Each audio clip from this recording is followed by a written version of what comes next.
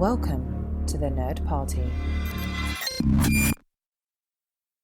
I'm Darren Moser. I'm Philip Gilfus. I'm Daniel Prue. And this is City Alpha 3.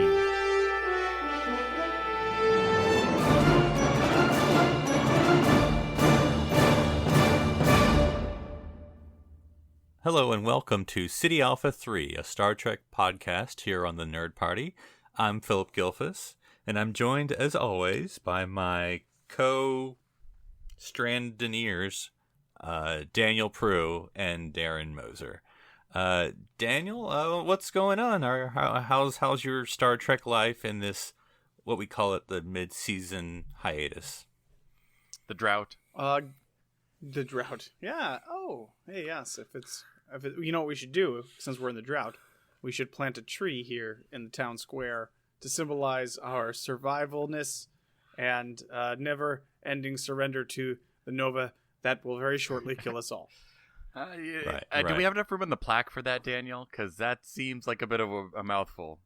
You know what? We're probably not even going to have time to finish the plaque, so maybe we should just get this transmission sent, so somebody someday in the future will at least know that there was a podcast at one time called SETI Alpha 3 here. They'll actually be our guest co-host if they get this. Yeah, through the magic of editing. All right, Darren, how goes all things Trekness with you? Good, just in finding good spots for a couple of the Eagle Moss figures that I have to keep my desk ship shape, but I'll just watching some good old classics. Ship shape. Nice. But yeah, just watching some good classic episodes. I think you know what I really need to do? I just need to do a straight TOS rewatch because I swear there are episodes I have not seen or vaguely remember. So yeah, I need to do that Lord too. help me. I should do that. Yeah, with upcoming Treksmas, I've sort of been organizing some parts of the household here. So I've sort of rearranged a lot of my stuff in the Trek room here. So, kind of making stuff show up a little bit more. Took out some micro machines because I always just keep them all in a tin, my Star Trek micro machines. So, I like to see things out and move things around a little bit so that way you get to enjoy things a bit more. Is it like the butterscotch tin that everybody loves, and then you open and you're like, oh man, it's just freaking Star Trek toys. Thought it was delicious cookies. Yeah. Mine's actually a Coca-Cola tin, but yes. Wait a minute. They don't sell came Coca-Cola in a tin, Philip. How the hell does that work? You East Coast guys and your weird packaging. Wait, don't put me in that boat. I don't know what the heck he's talking about. You have to remember I'm older than both of you, so back when we got Coke. From the Coke man who would walk around uphill in the snow both ways. So late deliver your 1930s, Coca-Cola maybe 35. The Guardian. The joke was always that the Coke man could be your father. Yeah, come on. Oh man. But anyway, we are not just talking about Coke today, but it may pop up. Get it, pop. You Westerners will get it. But there's a subject that I've been kind of interested in tackling, and so this is going to be part one of a perhaps part 2 or part 3 series, depends on how lazy I am about it. But I'm interested in Trek outside of Trek, and what does that mean? So I'm talking about there are Star Trek episodes that take place sort of outside of your usual starship missions, and you're just sort of in this other world, or whether it's Earth or somewhere else, and it's just sort of people living their lives, and like that's the whole episode, and you're kind of like, well, that was either refreshing or terrible, depending on how the episode was. And so I know I'm going to go against Philip rules and go, instead of going in my usual in-canon continuity order, I'm going to go in air order. And that means tackling actually two of... Mark the date, Daniel. Arguable... This is a day that'll live in infamy. Mark it in the log, number one.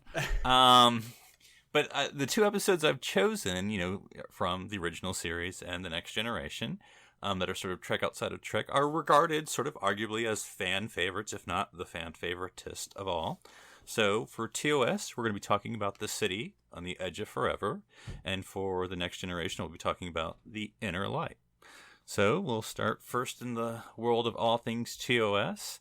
And this is pretty much going to be free for all, just because we're talking about 2 episodes for this whole episode. But I'll start. Daniel, City on the Edge of Forever. Just general thoughts about what you thought about I'm not going to summarize the episode. Everyone knows it. But just generally, Kirk and Spock and McCoy sort of chilling out in, Depression era America, Earth. Yeah, it's good. I mean, obviously, what am I going to say? It's not good. It's good. It's a good episode. It's a really strong.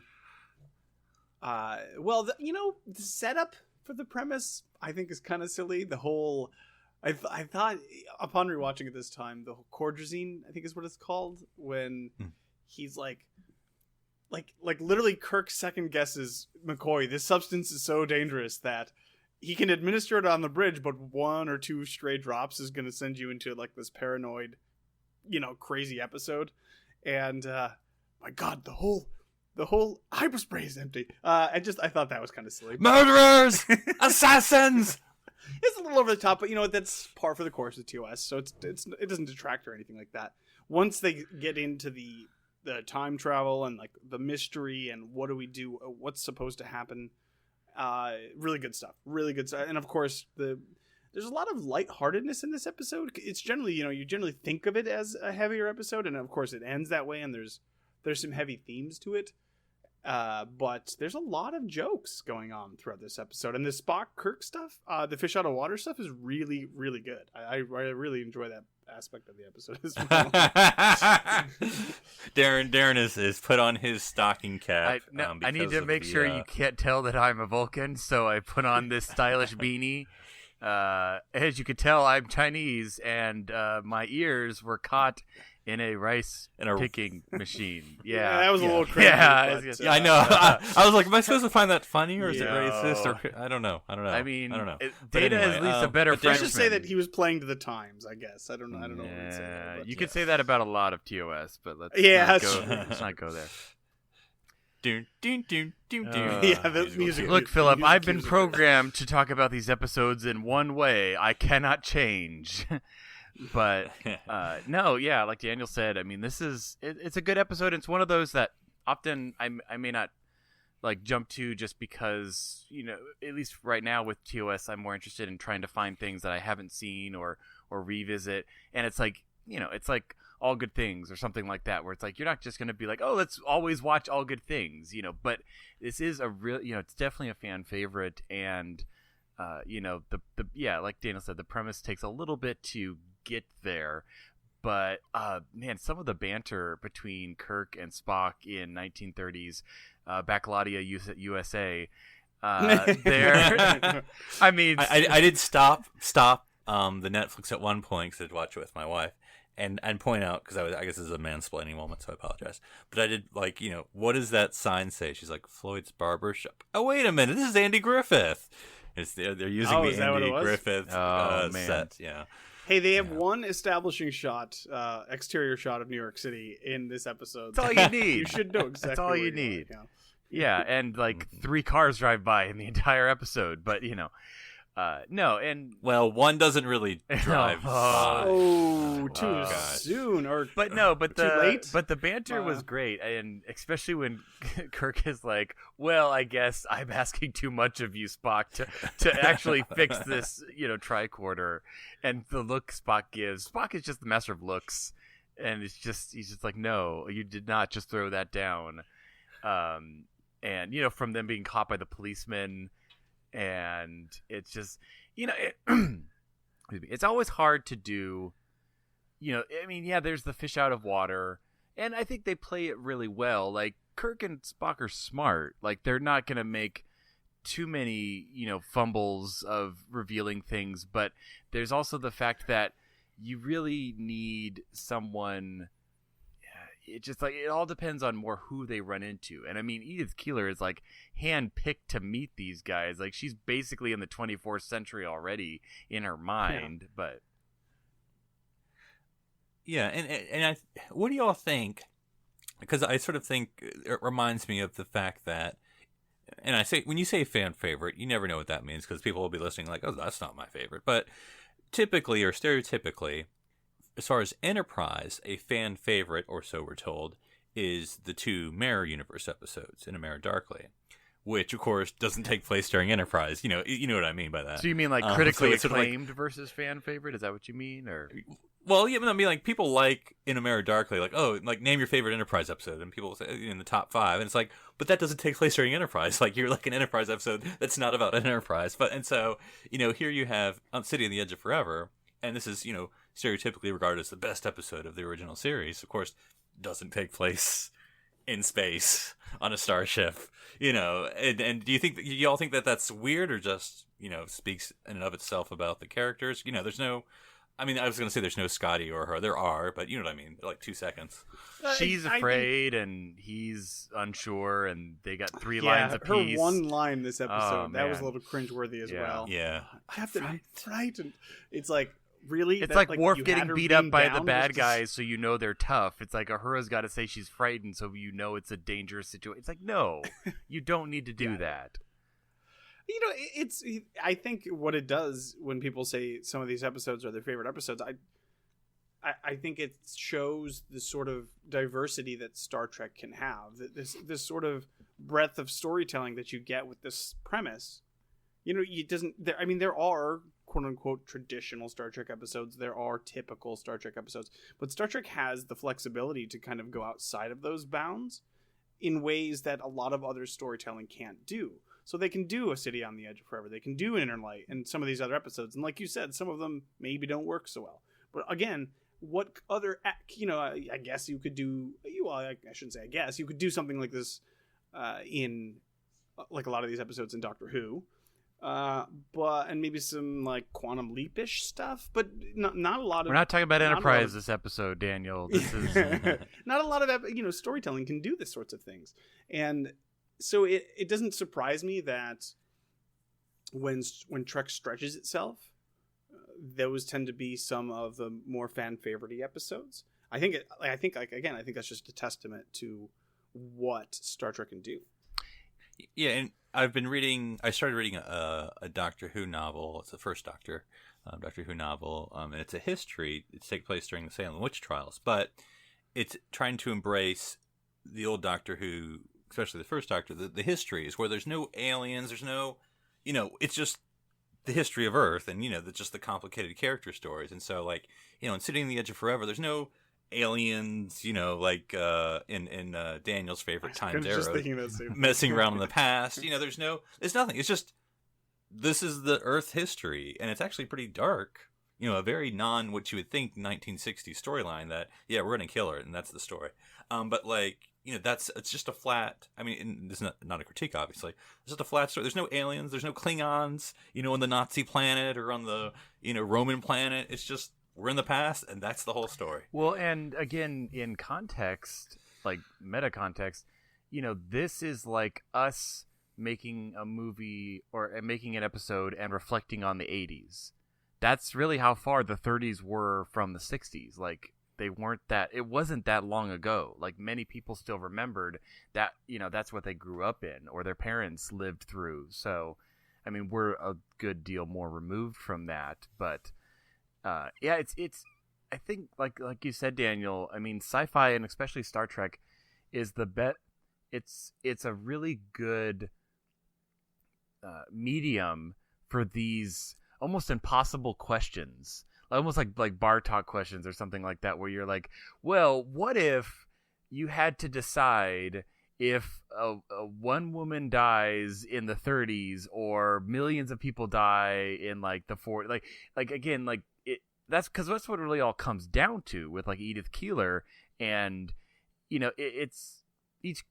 I think some of the best Trek episodes, they answer some of these questions, and you have like, how would Spock handle antiquated technology, and what would Kirk do if he fell in love with someone and had to choose that they died for the greater good? Like, the framing is this huge extravagant, like, takes a lot of setup to get us there, but it's sci-fi always does a good job of these really hypothetical, but with these characters, you do think about it like, yeah, it would be difficult if you fell in love with someone and you had to, like, that's the nature of war. Like, war is all about dehumanizing the enemy, because if you knew, their names or their dreams or their personality, like, then you become much more attached because we're all human. I mean, Spock, except for Spock.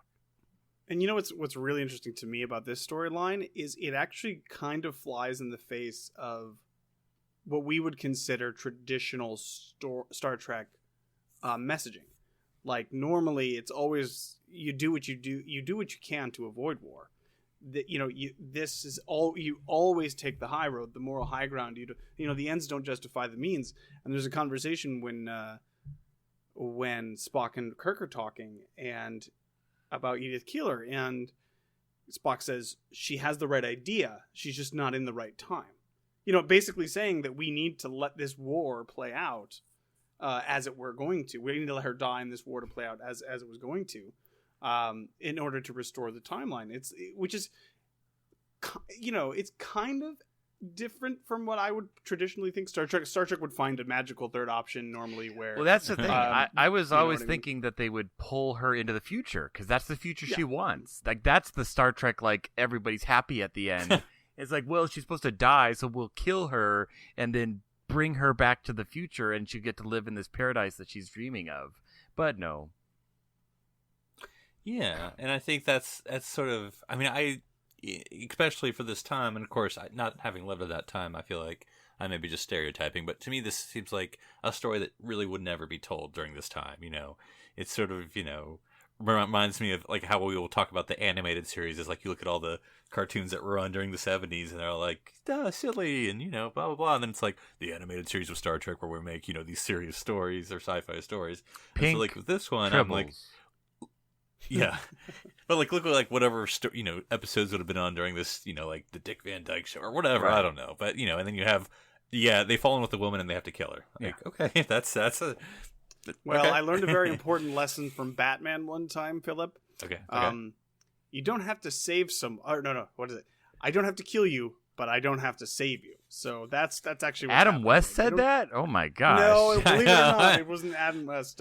It wasn't Ben Affleck either. It was Christian Bale's Batman that said, I don't have to kill you, but I don't have to save you. And that's exactly But what if he had to either save Edith Keeler or Spock, and that the bomb was going to blow up at the same time? And he could Nice, only- nice. okay, Oh, Lord.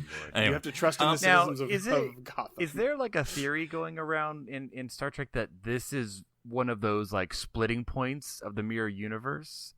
I've heard that before. I think I've have heard that, but I don't know if that's canon. But I've heard that where it's because again, you have everyone always says like, oh, Germany winning World War II is like the big shift, and this kind of leads into that. I mean, Enterprise intro kind of establishes war was a little bit more before that in sailing times, but basically it's like you usually start with the World War II being won by the Axis powers. If it's true, if it's that far removed from the primetime line, then the mirror universe is even dumber than it already is. Sorry, I know, unpopular opinion, but you can't diverge that far in the past and have ships that look exactly the same 400, 500 years in the future. Sorry, just doesn't make any Yeah, sort of because you're gonna have logical people sense. live and die. A totally different generation and population of people will be in that universe based on war. I did think it was interesting that they didn't extrapolate in this. I mean, it makes sense for the narrative, but they're not like, they don't say Earth is in a terrible situation now. There's just not an Enterprise up there. Because they just know that there's... Yeah, exactly. That's all they know. It's actually at the planet next door. They really kind of jumped the gun a little bit with the... all they know is there's no Enterprise as they know it, and that's it. And that Germany won World War II because they had the atom bomb first. And that's all they know. For all they know, I mean, it could have worked. I mean, presumably it didn't, and it wouldn't. This is where Daniel defends Nazis. I'm not saying Nazi Earth is bad, guys. I'm just saying. I am saying they could have been overthrown by the augments or by whoever or whatever. Khan would have gone up in the 90s. Yeah. I'm just saying it was interesting to me, and it actually makes sense because, of course, they're saying they only have limited access to information. Actually, this brings up a related point that I was going to mention earlier. The Guardian of Forever seems a little Terran-centric for me, only showing old clips. He is waiting for a specific question. from a specific species. He's also a little bit analog. Like, he's cassette. Like, he's not a DVD, where kind of like, can we skip He's tracks? an Like, 8-track, no, maybe. Got to show the whole thing. Well, we do see the Guardian, though, again, in the animated series, Yes. in the episode Yesteryear, Yesteryear. where foolishly, the Federation Historical Society is like, let's just go poke around in the past and nothing's going to change. Apparently they didn't watch the Butterfly Effect movie. And basically Spock is no longer the first officer of the Enterprise, and you have an Andorian in his place, which actually sounds really awesome. But of course we got to, restore the status quo before the end of the episode. You see that, and that was a Vulcan-centric Guardian. So maybe he's got like a stations, like 13 stations, like those old TV, and you could just, depending on who's asking the question. And then it goes with the two final ones. Anyway, so we all talked about Edith Keeler. I wanted to focus on her for a second because when we were watching it with my wife, we kind of had a reaction like, is she like weird or cool? Because she kind of like goes between those two kind of things. She's kind of a nerd in the 30s, like. Yeah, she's kind of spacey a little bit. Like, is she on something right now? Or anyway, but yeah, she just have these futuristic visions. But like you said, she's sort of a woman out of time from herself. Yeah, I think they push her a little too hard. They try to make her a little too special to make her almost an unbelievable character. Like you said, she just waffle between those two positions for me because there are certain things when she's acting as this person working at this mission, that works well for me. Like, it's like, oh yeah. And even when, like, even some of the more heavy-handed stuff is okay.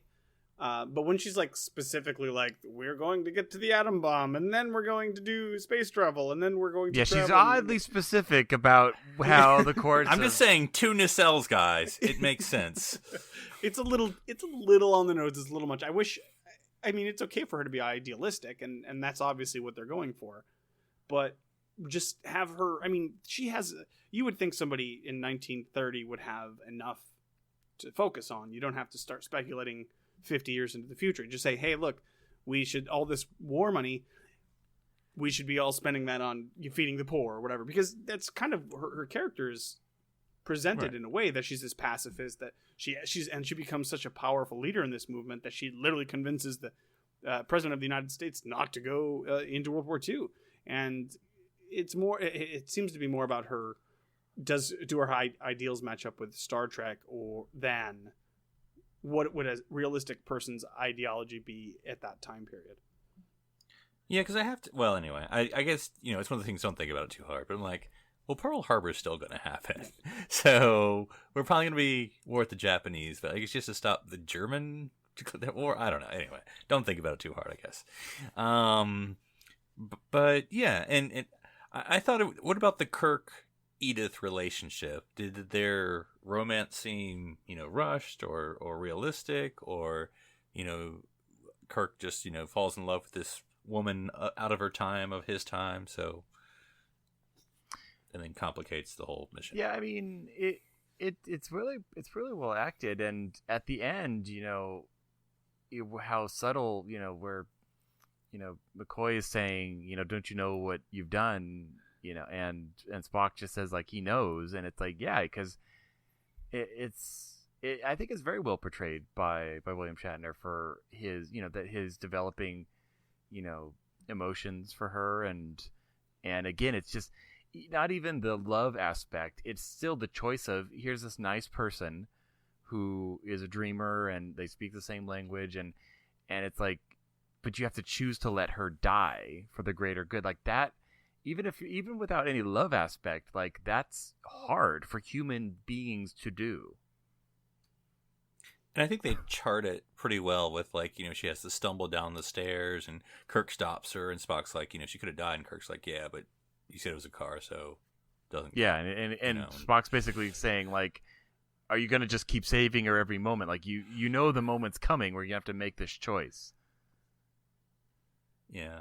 Yeah, I mean, I just think it's really good, like the Kirk choice, and also, for the stereotypes about the Kirk and women and their roles. I mean, this seems like a genuine relationship between both of them, or both falling in love or whatever, and so it's not just like Kirk going to seduce the woman to get what he wants,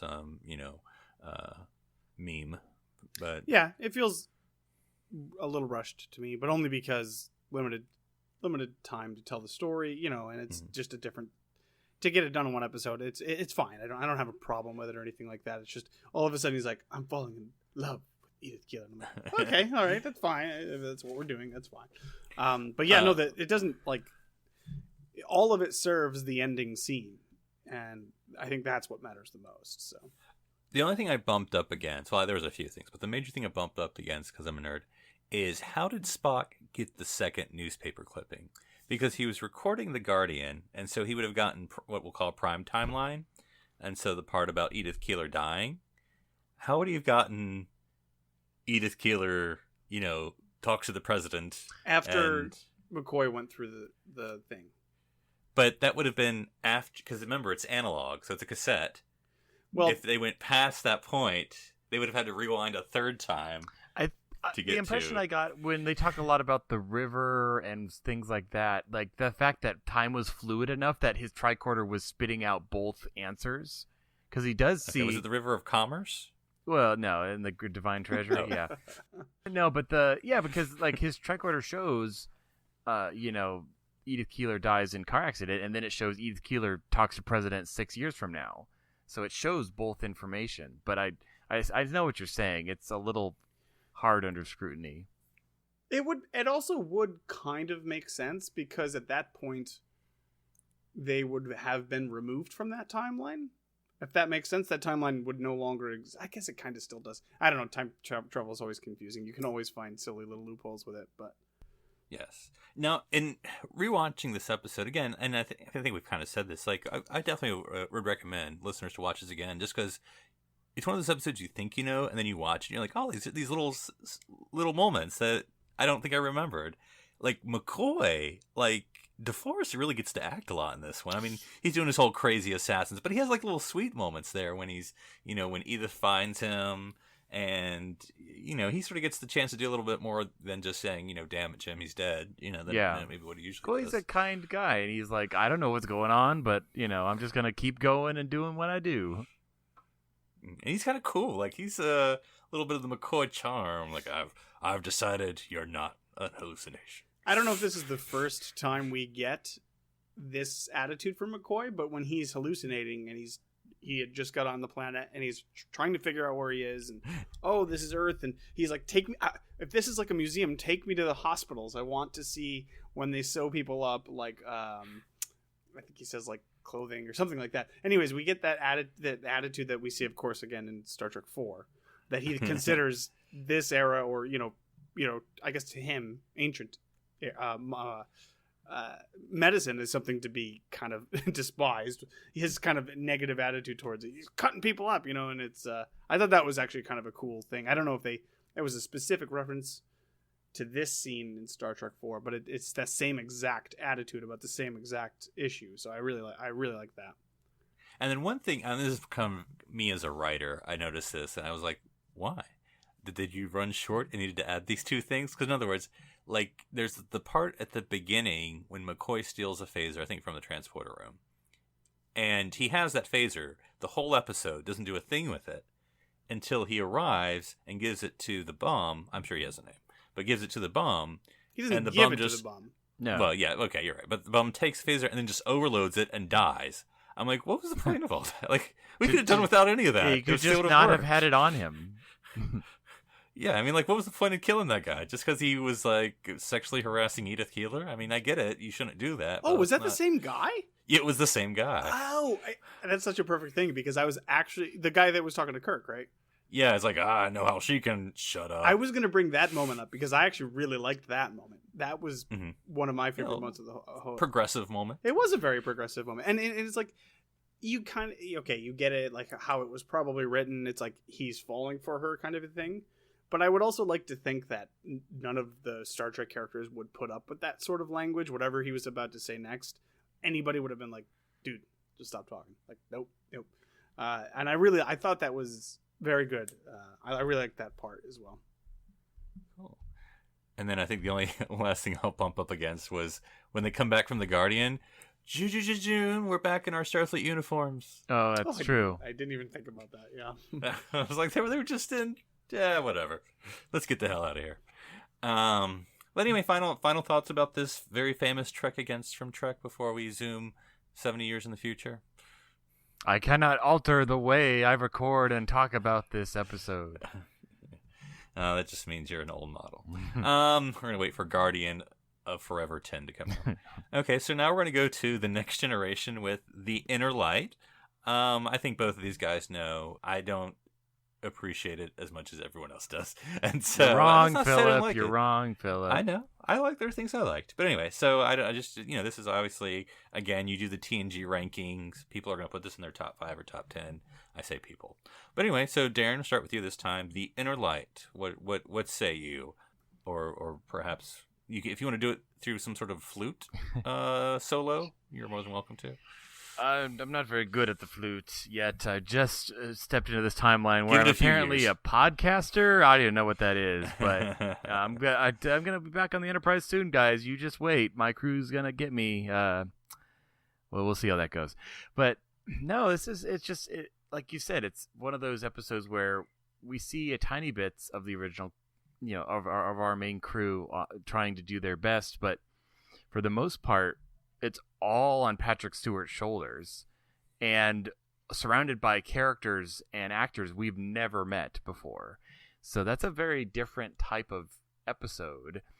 And even then, the whole twist and punch of like why he's there isn't given us till like the last 5 minutes of the episode. So very different pacing, very different storytelling, but it's interesting in, like the flash forward leaps, because every time it cuts back to, so basically he's being inceptioned, and time passes differently on the Enterprise versus once you're in the dream world. He's really deep down there. But Oh, that makes total sense, because the flute would be his, what do they call it? A charm?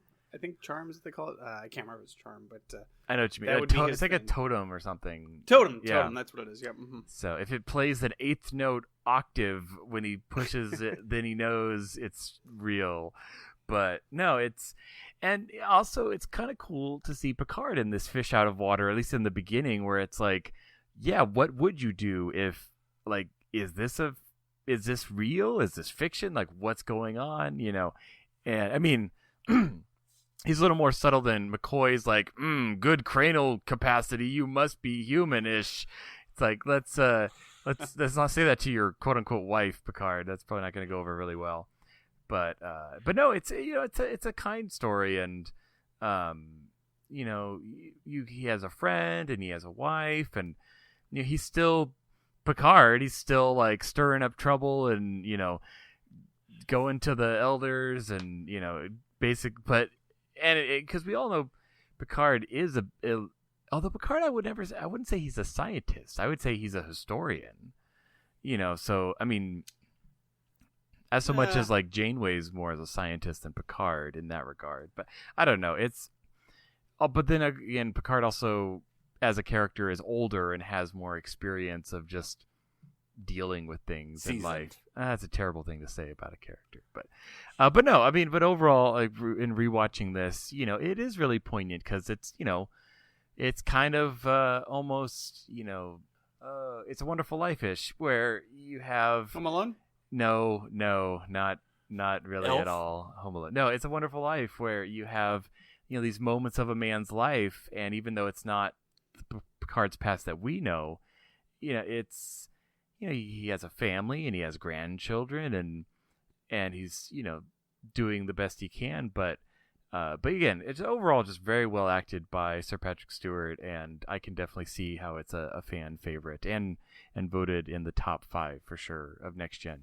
And this is a Sir Patrick Stewart and Son production.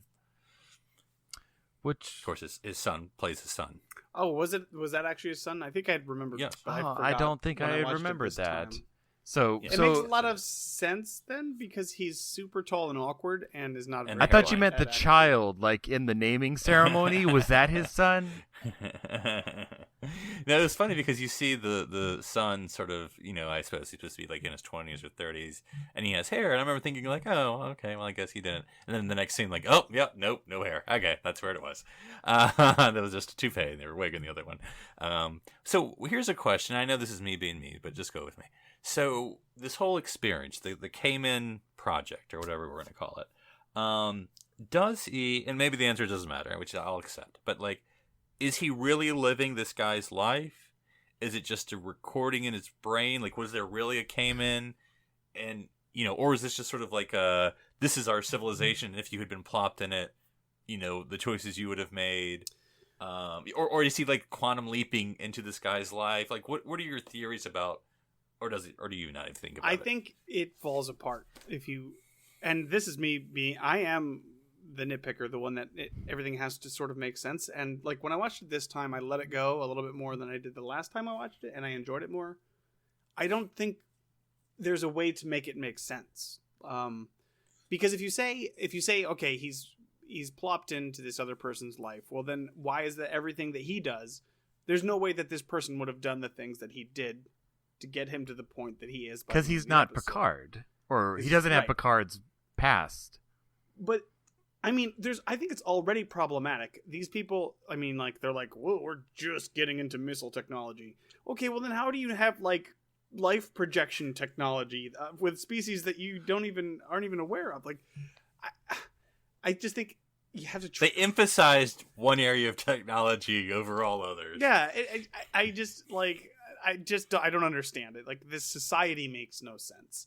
But that's, like, the nitty-gritty. That's, like, the detail stuff. I think the overall story is super compelling and very interesting, but if you break it down, like, I don't get it either. Like, I was thinking with you, Philip, too. Maybe it's like, okay, this is just like a typical Cayman. Is it Cayman? That's his name. Yeah. What was it? What was the name of the planet? Do you remember? Catan. Catan. Thank you. I had to write it all down. There was lots of trading with sheep and wood and wool and yeah. Well, this is Star Trek. Well, this is 90s era Star Trek being 90s era Star Trek, where they like try to make everything old timey but also aware of things. It's just silly. I don't know. It that sort of stuff it gets me frustrated because it doesn't really make any sort of sense. They can build this super advanced probe that can go off into space, obviously not too far, but solid with solid yeah. It was 1,000 years and it had traveled like a light year or whatever, which okay, that makes sense and that's cool. But then it can interact with the Enterprise, which is like trillions times more advanced than it. Find this one guy and beam into his head some sort of experience. Okay, I'm on board with all that, but how did they even decide to do that? How did it know to have the flute inside? How did it know to have the flute? Unless it was tailor-made. Again, you don't...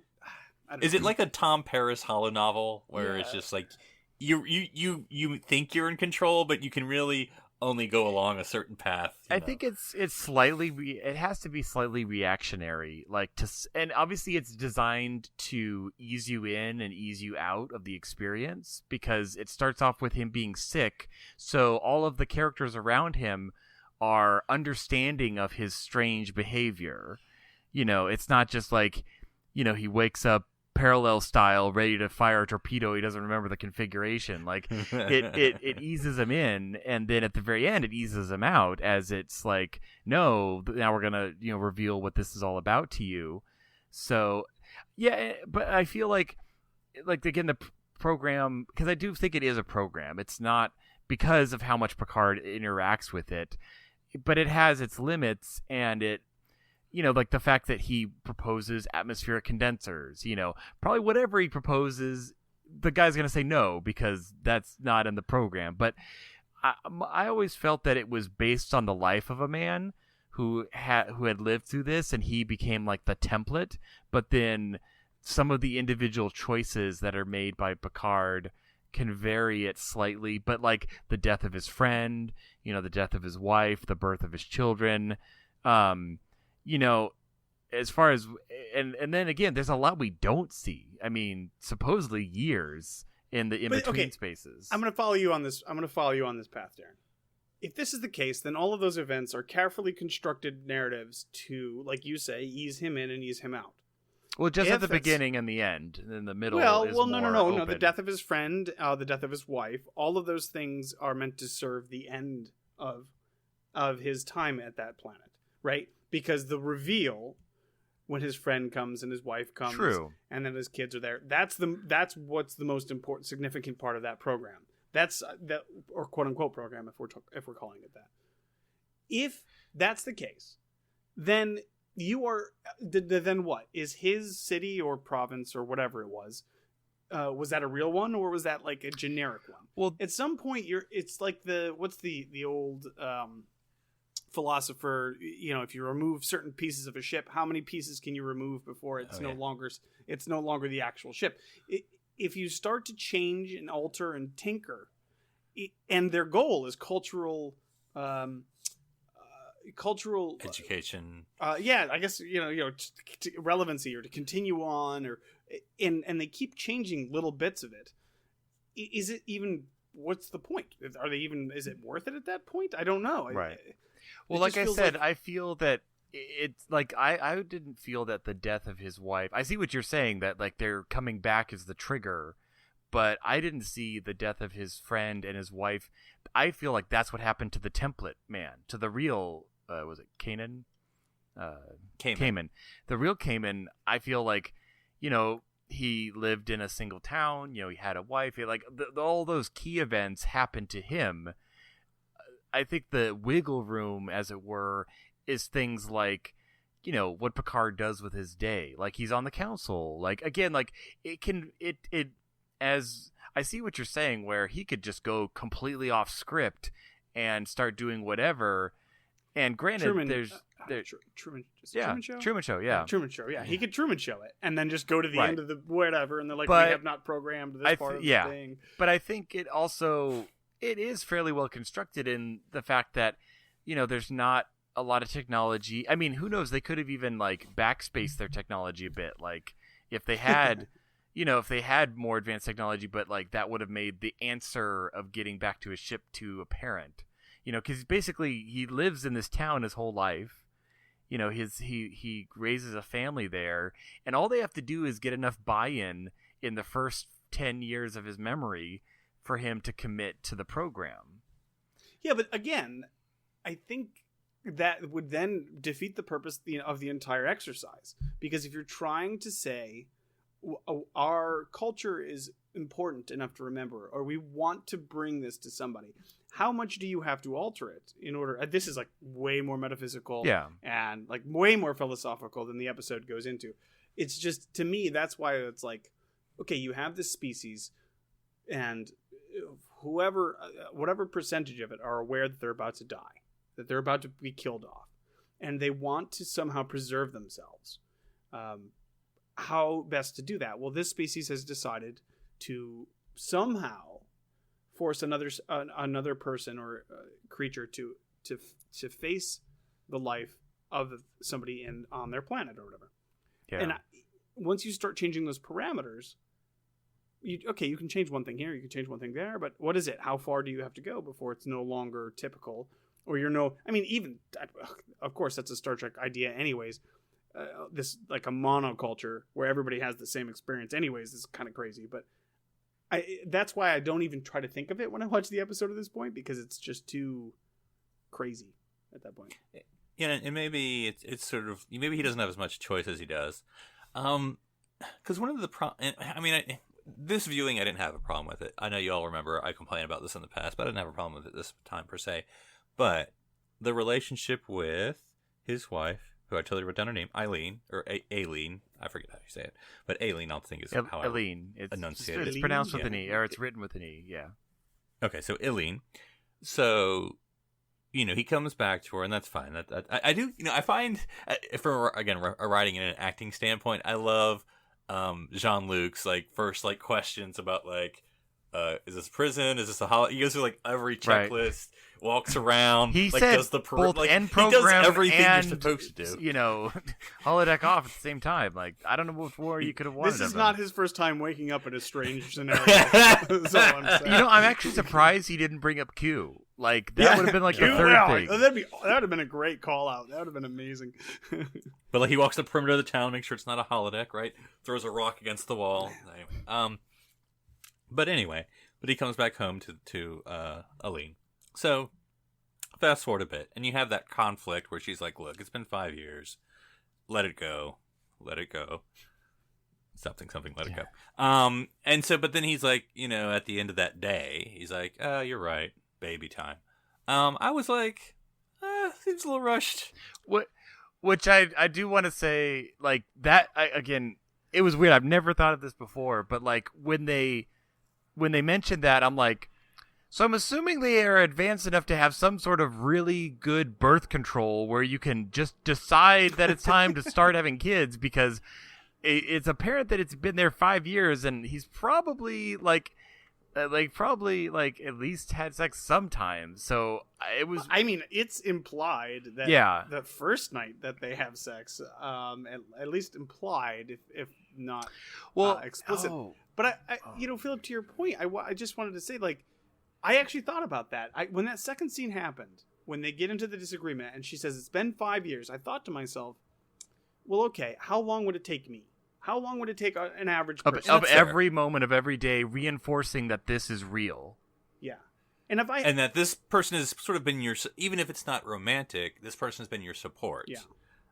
Who, we'll get into, she's an opposite sex. Jean-Luc's presumably attracted to opposite sex people, and so it's not romantic, but there's the, potential there. And so I thought, I actually thought 5 years was a little excessive. The only issue that I had was, as far as we know, he was never given previous memories of that character. Right. He doesn't have a past They memory. didn't invent photo albums. Right. That would be or have a mirror. Yeah, that would be the only stumbling block. Like, if I only remembered being Jean-Luc Picard up until 5 years ago, and all of a sudden I have this new life, then that would be easy to dismiss. But if I don't know, if they don't make that clear, so I'm not going to put that on the episode. But right, I thought it was a good argument, because you kind of hate her for saying forget it, let it go, because you're like, no, he's Jean. We all know he's Jean-Luc. And so no, but then you're like, well, 5 years and. She's been there, and it feels like he's almost compromising. Like, maybe he doesn't really want to have a baby, but he owes it to her. Like, I don't know. That's probably not the best reason to have a baby. But I guess I almost felt like that's where he's coming from. Like, I'm not saying I'm all the way into this, but I'll play along a little bit more. So, and what do you feel about, because we sort of see Jean-Luc characterization, like we get the whole like, oh, I've never wanted children and now I can't imagine my life without them, and so, which is certainly a different character change from sort of Encounter at Farpoint, I'm not a family man, Riker, I'd have to really look at the series to see like how he is after this. I assume this is sort of post disaster because he is playing Frere Jacques on that flute. But I mean, do you buy into like this experience will change Picard, and do we think that it does as we see him later? Yeah, well, we see him in like lessons with he plays this with Nella Darren, and Nella who? Nella Darren. And so, I mean, we do get callbacks to it a bit till we see his and he is sort flute. of from that episode, and it's been a while, but I sort of imagine that he's sort of taken this experience but sort of put it in his pocket. It's my experience, I'm not really going to share it or talk about it, and so true, it's very personal. Yeah, I think too, I was thinking the same thing. I'm like, well, that feels like a very non-Picard thing to say, but at that point, I mean, that was, I guess, established 10 or 15 years into that life. I feel like Picard has taken on that identity at that point. And I still don't think that's a Picard thing to say. Like, oh, I never thought I'd want kids, but now I can't imagine myself without them, because obviously he does. He does very much, for as far as we know, from then on, once he gets back being Picard. But I feel like Picard has definitely fully embraced being Kamen at that point, and him as Kamen cannot imagine himself with that, because he's not Jean-Luc Picard at that point. He doesn't even consider himself Jean-Luc Picard. He's lived a lifetime, or half a lifetime. Yeah, half a lifetime at that point. How cool would it be if that's what he saw in the Nexus? I mean, that actually would be a really aside good call. from not quote Beverly and Dickensian era, whatever, Yeah. but like that would actually be really like, and you didn't have to get super specific, but just well, him. he has 50 million children in that one, so That's true. But yeah, but get the same actress back who played his wife and just put them all together. They're happy. And he could literally be playing the flute in front of the Christmas town tree, that sits there in the front in this. Yes, it's because it's a symbol, Daniel. It's a Of symbol hope. You can't put a price on hope. You might be thirsty. Really, it just looks like a tree to me. It would be way here it's an S. As Star Trek fans, it would be way less perplexing than having him with some random lady with all these kids. It would actually be a really nice callback. Okay, so guys, help me remember the episode title. It's a Voyager episode where B'Elanna is given some memories of like a couple that is like a forbidden romance. Yes. Oh, I can't remember, but I know what you're talking about. Yeah. She's sort of the Romeo Juliet. Yeah, kinda. I thought it was Random Thought, which is the one where she has the negative thought, but that was a different one than this. But that's a much better episode than the one you're talking about. Well, I'm not saying it's a great episode, but I'm just saying that it's another episode of our characters being imbued with a memory that's not theirs. Right. Well, in that one, she's, I think, living that character as much as... Right. I don't think there's free B'Elanna choice. I also thought, and again, but I was going to say, I for the Inner Light, I like, again, kind of like with City, that they take their time with the story. It's not, I mean, some of it feels rushed, but not all of it. Like, for instance, when you have sort of the conflict with his son, I'm going to quit school and study music. Like, you don't have to put that in there if you don't want to. But that's just sort of a father-son, or older father-son moment. Well, I like the little reoccurring lines of his wife putting away his shoes and him promising he will, like, every day.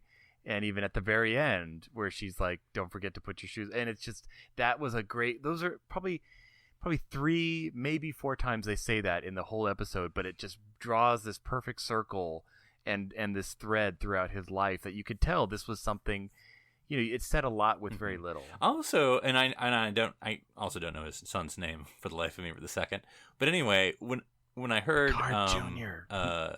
Patrick's son talking, I was like, why did we choose him for Nemesis? I get it. Tom Hardy's a name. It looks good on the poster and brings in the audience. But I'm like, he would have been a good young Picard for that. Anyway, and he's obviously an actor. But anyway, and I think the only real criticism I have, because again, I don't think it's my favorite TNG episode, but I can see a lot of quality in it. It's a lot of good to it, and there's a lot of heart into it. But like, oh man, the makeup. Oh man, Yeah, the Picard or Patrick Stewart has aged way better than Kamen. Well, even the administrator, which by the way, I'm arguing for term limits in Resic, because that administrator has apparently been in office for like 50 years. I was surprised it was the same administrator. Honestly, I was like, come on, man, I didn't vote for him. That's a flaw in the program. The program only has one administrator. They forgot the fact that he wouldn't live that long. They only have 10 characters in that program. To save it on memory. But anyway, so that's all the background people are just walking in loops. They don't actually go anywhere. There's the cat comes back twice, and it's a deja vu. So I'm surprised we haven't made any Matrix connections, because it's actually a lot like that if you think about it. Okay. Well, any final musical thoughts? Any final notes? No, okay. Well, yeah, I enjoyed this little reflection of Trek outside of Trek. So, listeners, it's not going to be next week, but I hope to return to this again as we maybe go through DS9 and Voyager and Enterprise. And if anyone has any good animated series recommendations for Trek outside of Trek, I'm all ears. Are you forgetting any other series there? I can't really think. No, I mean, Discovery's not had any Trek outside of Trek episodes. No, maybe they will, but they all have certainly been on that ship. It's still a baby. It needs a little more. Wait till it breaks double digits, okay? Let's at least get. We haven't even had its naming ceremony. That's a good one. Darren, if people want to get tips for how you conduct a good naming ceremony, you've been through 2 yourself. Where can they reach you on the internet? It didn't quite go like that, but they can find me on Twitter under username Dr. Sci-Fi or my website, drsci-fi.com. DRSCIFI. And Daniel, if people want to talk to you about what things not to put in their hypo spray, where can they reach you? They can find me on Twitter at Edith Keeler Must Die. Oh wait, no, I'm sorry. That's One Up Dan. That is the number one. No, gosh. And if folks want to talk to me about why Star Trek is popular when it's not about Star Trek, they can find me at NC Public Servant on Twitter. So Daniel, what will we be talking about next week? Okay, well, Philip, you know what? We're gonna stray a little outside of Star Trek. I mean, and by little I mean Wow, micro. you're really trekking outside of Trek, aren't you? I am, yeah, a microscopic amount, and we're only going to dedicate one episode to this, at least for now. Maybe sometime in the future we can revisit again. But we're going to talk the Orville, since it obviously has its roots in Star Trek and was been very influenced by Star Trek. We're just going to talk the whole thing, everything that's come out, and all of our thoughts about it. So yeah, stay tuned for that. Awesome. Well, that sounds wonderful. Now, am I allowed to drink during that podcast? Oh, I think you're actually encouraged. And if you have any sort of karaoke that you might be good at, maybe we can get that on the show as well. I'm Philip Gilfus. I'm Daniel Prue. I'm Darren Moser. Stranded here on City Alpha 3. Come!